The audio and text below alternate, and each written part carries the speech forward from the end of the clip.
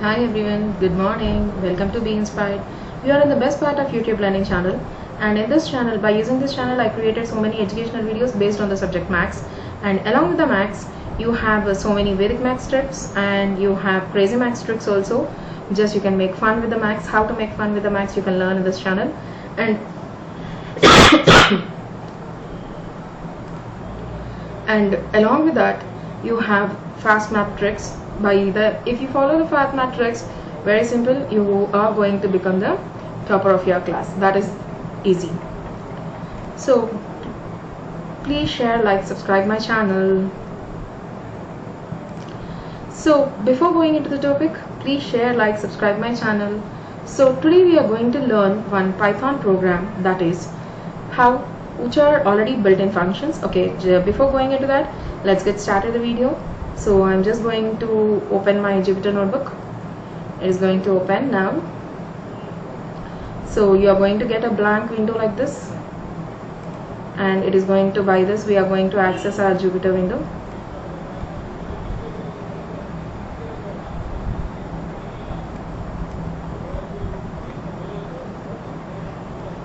So it is going to open. It is all Anaconda 3 is already installed, so in that you already have a Jupyter notebook. So if you are going to open this, it is very easy for us to open our Python program. So we'll just wait for it.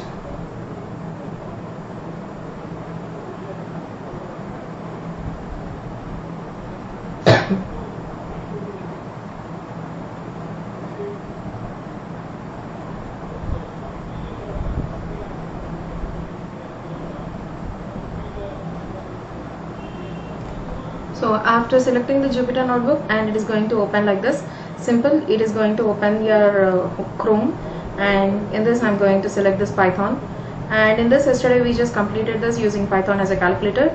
So go to new Jupyter notebook, new Python, and we will get like this. See, it is loading over here.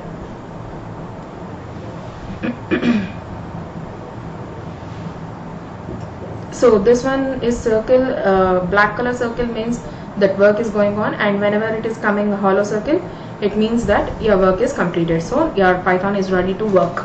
Now in this you are going to rename this, and today we are going to learn some built-in functions in Python. Actually you can create your own sorry, you can create your own functions. Further, you are going to write the code for that. So instead of writing the code, Python already have some built-in functions, so we'll just use the built-in functions. So first built-in function we are going to use is nothing but print, and in the parenthesis you are going to use either double quotes or single quotes. Python can take both the quotes. So I'm just writing hello world. So what Python will do, so yesterday we learned control enter. So what Python will do is nothing but it is going to know only one thing, that I have to print whatever is there in the double quotes. For example, if I ask Python to print a mathematical operator here, 7 plus 9, what it will do, we'll see. See here, Python doesn't understand anything, just it is going to concentrate which is there in the quotes means strings only. So that is the reason it is going to just simply print. Now I will remove the quotes and I will give Python instructions that print 7 plus 9. So what it is going to do now? So what Python will think now? 7 plus 9, it will do addition, and again it will go to print function, and then it is going to print the output as 16. Okay.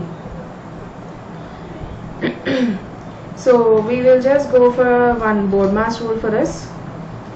40 minus 2 into parenthesis 12 plus 3 outside forward slash divided by 5. So what it is going to do, first it has to do the brackets. So 12 plus 3 is 15, 15 by 5 is 3, 3 2s are 6. So 40 minus 6 is 34. So it has to come like this.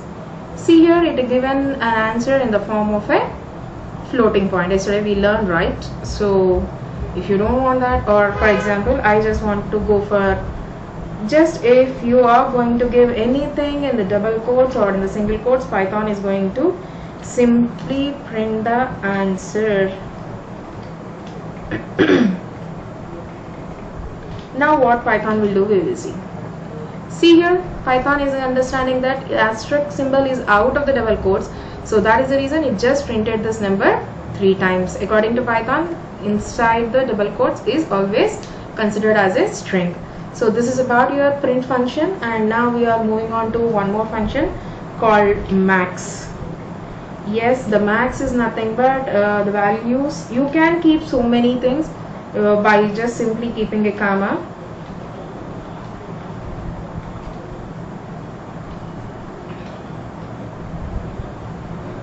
So what I'm asking Python to say is, among the given number of strings, as much list you can give.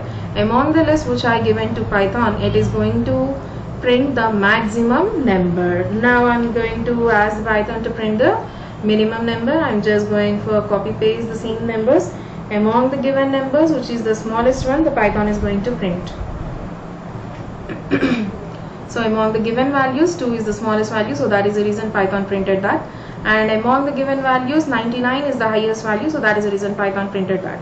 Now I just want to go for round off operator, round off function, nothing but 2.3430000456. So what it is going to do, round off. See, actually in mathematics we have after decimal point, if the point is more than 3, sorry, if the point is greater than 5, then it is going to then it is going to round off to the next number. But it is less than 5, so that is the reason it just round off to the before number. Now we will give one more number which is more than 2. Okay, we will give one more number which is more than 2, more than 5. I'll just go for, okay, something gone wrong here, round, round off. Okay, see here, I just changed that as code, then only it will come.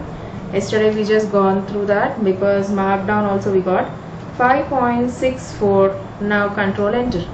So it has to print 6 because the decimal point is more than 5, right?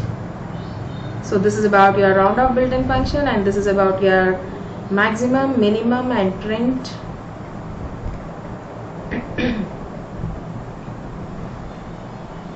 So next one we are going to learn a built-in function about absolute value, nothing but ABS of 5, nothing but the absolute value it is going to give. So we'll just go for negative numbers, absolute value of -9, so you'll get 9 itself, because absolute is nothing but it is going to give only positive values. Now Python is also going to calculate for you absolute value for a BODMAS rule, 40.5 into 2, 5 plus 7, okay, whole by 2. We will see what will happen to us. See here, they just given this int object is not callable, so we just change here like this. So int object is not callable means we are going to write this full thing inside the parenthesis, not outside. That's what they are saying here. So now we will just call this function, and still it is showing some error. Int object is not callable. Okay, we will just change this /by2 over inside now, and we have one more extra parenthesis, and now we will see.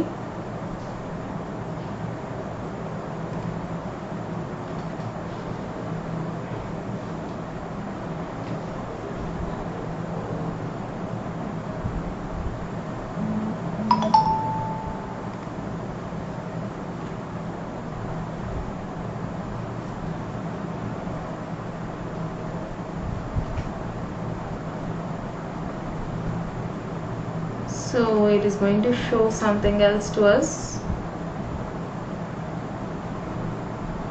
We will see what it is showing to us. See here, what is the mistake I done here, because here I just kept asterisk symbol, and now it is going to execute.